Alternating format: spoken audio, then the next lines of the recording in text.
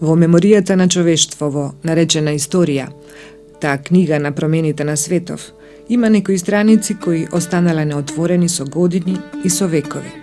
Така понекогаш се случува, читајќи книга, во која сте веќе кон крајот, да ви се отвори токму на страница од почетокот на книгата, која дотогаш не ви се отворила, можеби прилепена кон претходната. Токму на таа непрочитана страница ви се појавуваат факти, места, луѓе и ситуации кои фрлаат нова светлина на приказната што ја раскажува вашата книга.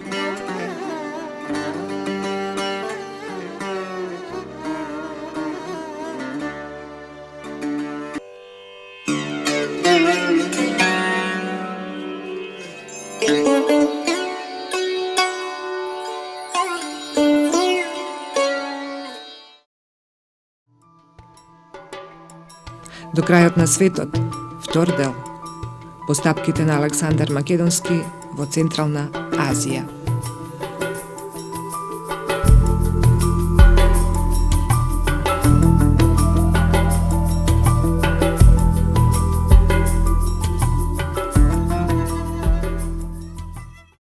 Овде доаѓаат македонците откако во Египет, во Мемфис, на Александар му ја предаваат двојната круна на египетските фараони. Откако присуствува на сите церемонии и ритуали за таков тип на иницијација, произлезени од египетските знаења и култови. После тоа се представувал како фараон на Египет и син на Амон-Ра. Во овој дел од походот, во Азија, Александар влегува веќе како цар, законски наследник на Персиското царство, а со прстенот печат од Дареј ги одобрува сите наредби што се однесуваат на источниот, тоест азискиот дел на царството. Македонската војска се движи по земја со многу сурова клима и релјеф. 3 години во Бактрија и Согдијана се најтешките години во војниот поход откако тргнале од Македонија. Во овие диви и сурови краишта, високи планини и големи пустини, македонската војска е напаѓана од тамошните племиња кои водат герилска војна. Големите напори предизвикуваат незадоволство и револт кај војниците. Се случува заговор против Александар. Поради предавството, тој ги осудува на смрт заговорниците, меѓу кои и неговите блиски соработници и пријатели, Филота, Парменион, а подоцна и Клит и историчарот Калистен. Освојувајќи ги сите земји од Средниот Исток, Александар гради нови градови, наречени Александрии.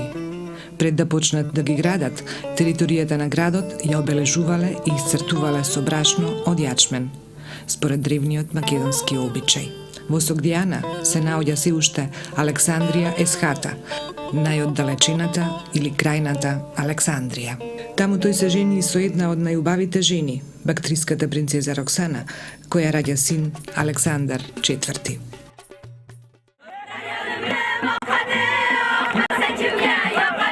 Еве сме таму, на Велики петок. А таму веќе се слави. Туку што започнал големиот фестивал наречен Гласот на вековите. Па на ова место, што се вика Сармиш, овие 2 дена се собираат многу луѓе од Средна или Централна Азија, некогашната Согдијана и Бактрија, а денес Узбекистан.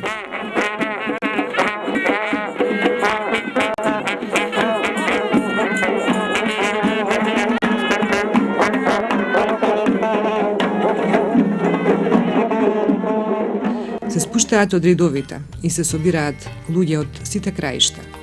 На овој фестивал канат и странци, па не поканија и нас. А ние мислевме дека е тоа убава можност за отварање на фајлот кон една нова култура, со сите колоритни, шарени, накитени, но и сите пораки низ звуци што можат да се испратат од едно место и од толку многу луѓе одеднаш. Што ја прави дефиницијата на зборот колективна меморија, колективна традиција, колективна историја или вроденото чувство за припадност кон еден род. За сите заедно да се наречете народ.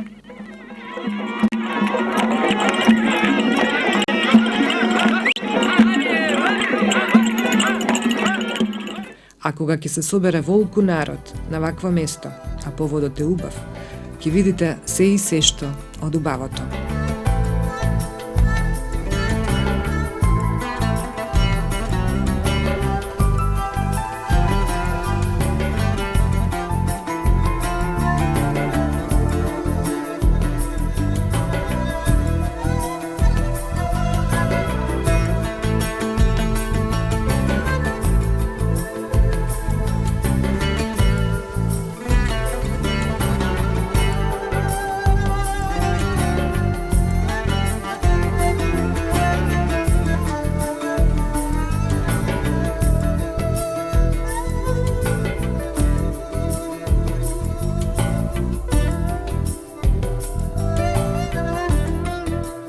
игри, танци, песни на туѓи јазици, кои исто ја покажуваат среќата, па и овие коси монголско-кинески очи исто така веднаш ќе ги препознаеш кога од нив излегува среќа.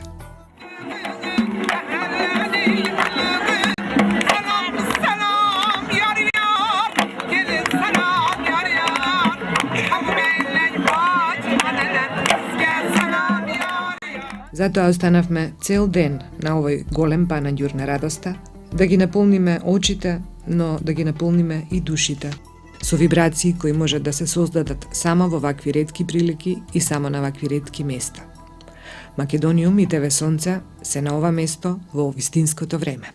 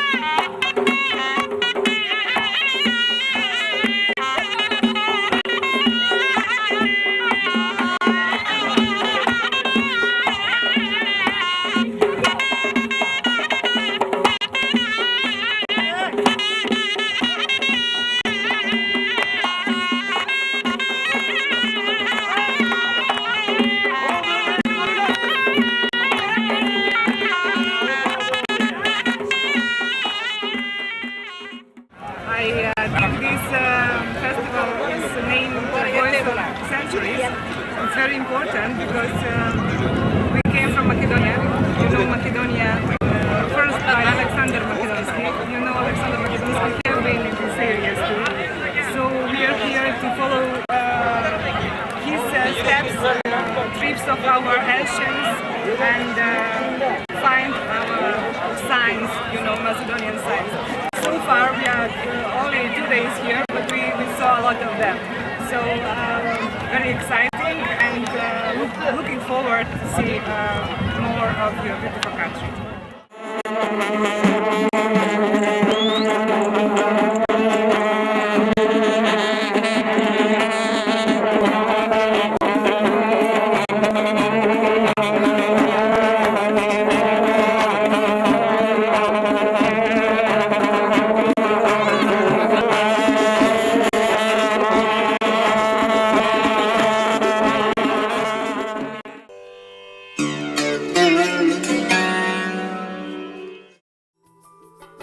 Сармиш во превод значи солза. Ова место е прва асоциација за древност, а долината Заравшан, во која се наоѓаат овие напишани карпи, по се изгледа била населба на луѓе уште пред 200.000 години, од периодот што археолозите го нарекуваат Палеолит.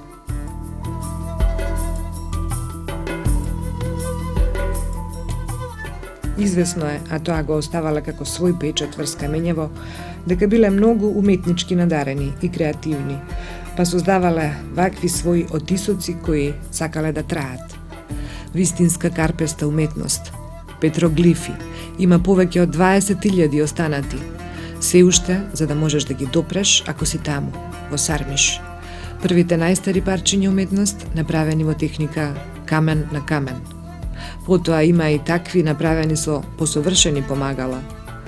Но на сите се гледаат сцени од ловечкиот живот, од омилените рогати животни, бикови, јарци, овни, но и камели, кучиња, па дури и слонови. А коњите, животните кои од секогаш предизвикувале восхит и инспирација, доминираат меѓу сите овие 20.000 петроглифи. Има и понекои чудни цртежи кои и до денес останале необјаснети и недешифрирани.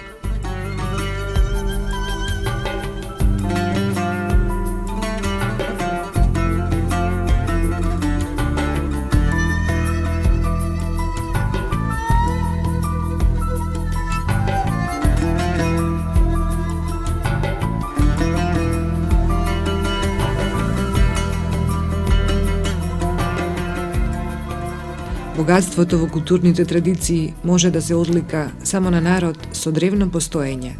Ако се има на ум фактот што овде поминувал и старинскиот пат на свилата, кој бил главната светска артерија за пренесување на сите нови нешта низ светов, од свили, зачини и разни земски богатства, но и енергетска артерија истовремено, по која се разменувале идеи, филозофии, достигнувања и енергии. Тие места секогаш пулсираат со чудни вибрации.